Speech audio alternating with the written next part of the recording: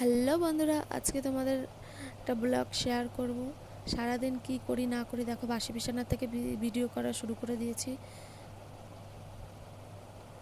তারপর আমরা ব্রাশ করতে বসে গেছি, মা আর মেয়ে। আর আমি দেখো যেইভাবে ব্রাশ করছি ও ঠিক সেইভাবেই ব্রাশ করার চেষ্টা করছে। তারপর আমাদের ব্রাশ করা হয়ে গেছে, এবার মুখ ধোবো। আর আমার মেয়েকে আমি আগের থেকে মুখ দিয়ে বলেছি, তুমি চলে যাও মা, ঘরে ঠাম্মি আছে। তাইও চলে গেছে। তারপর আমি মুখটা ধুয়ে নেব। আমার ব্রাশ করা কমপ্লিট হয়ে গেছে। এবার ঘরে যেয়ে দেখি মা মাছের ঝোল রান্না করেছে, আর ভাজাটা তোমাদের দেখাতে ভুলে গেছিলাম। আর তারপর আমি মেয়ের ভাতটা মাখিয়ে নিয়েছি, ওকে আগে খাইয়ে তারপর আমি খাবো। ও কিচ্ছুই খেতে চায় না, আর ওকে খাওয়াতে অনেকটাই টাইম লাগে। এইটা এটা ডিম, এইটাকে খেয়ে একটু ডিম খেতে হয়, তাড়াতাড়ি খেতে হবে, না খেলে তুমি বড় হবে কি করে? নাও একটু নাও।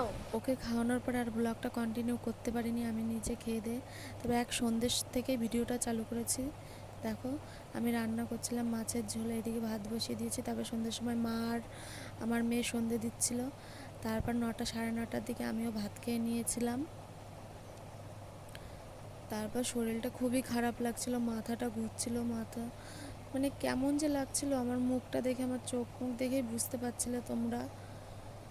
যদি তোমাদের ভিডিওটা ভালো লাগে লাইক কমেন্ট শেয়ার সাবস্ক্রাইব করে দিও। অন্য ভিডিওতে দেখা হচ্ছে, বাই।